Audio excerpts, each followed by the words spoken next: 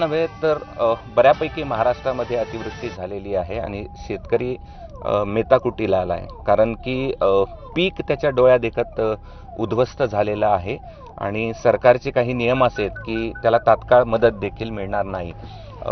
काँग्रेसचे प्रदेशाध्यक्ष शेताच्या बांधावरती जाऊन पाहणी करतात, शेतकऱ्यांशी संवाद साधतात.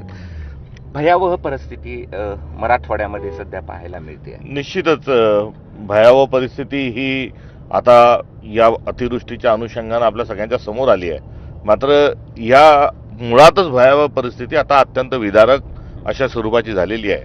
कारण निसर्गाच्या लहरीपणामुळे कुठेतरी पहिलेच जी पिकं आहेत ही खरीप पिकांचा पूर्ण हंगाम हा नष्ट झालेला होता आणि यात भरीसभर शेतं खरडून जाणे, अतिवृष्टी होणे आणि आभाळ फुटणे, आभाळ फाटणे म्हणजे काय, या सगळ्या गोष्टी या ठिकाणी होत आहे. आणि अशा वेळेस एक राष्ट्र म्हणून, एक राज्य म्हणून जो यंत्रणेचा जो हातभार असला पाहिजे तो मात्र कुठेही आढळून येत नाही. त्यामुळे ही परिस्थिती अत्यंत विदारक स्वरूपाची आहे. निसर्ग बदलतोय, ग्लोबल वॉर्मिंग आहे का नेमकं काय आहे या संदर्भातही कुठेही थेट स्वरूपामध्ये मांडणी होताना आढळून येत नाही. आणि असं वारंवार का होत आहे, कारण हा सप्टेंबर महिन्यातच आलेला पाऊस नाही आहे. आपण बघत असाल की मागच्या जानेवारीपासून हा सिलसिला सगळा पावसाच्या लहरीपणाचा हा सुरू झालेला आहे.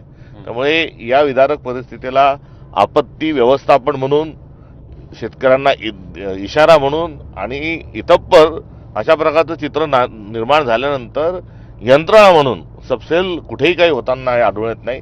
मात्र या सर्व गोष्टींची जी किंमत आहे ही शेतकऱ्यांच्या सामान्य विस्कटलेला संसार, मोडलेली घरं, झोपलेली पिकं आणि विस्कटलेली मनं मराठवाड्यातल्या जवळपास प्रत्येक घराला अंधाराच्या साम्राज्यानं घासलंय.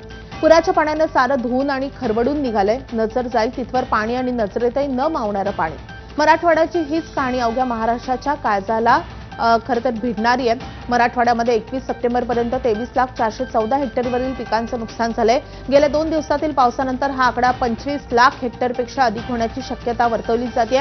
मराठवाड्यामध्ये 1,239 गावं बाधित झाली आहेत. 2,61,709 शेतकऱ्यांची शेती ही पाण्याखाली गेली आहे. तर 22,09,004 हेक्टर जिरायत पिकांचंही नुकसान झालंय. 1,023 हेक्टरवरील बागायत तर 387 हेक्टरवरील फळपिकं वाया गेली आहेत. सर्वाधिक नुकसान धाराशिव जिल्ह्यामध्ये झालेले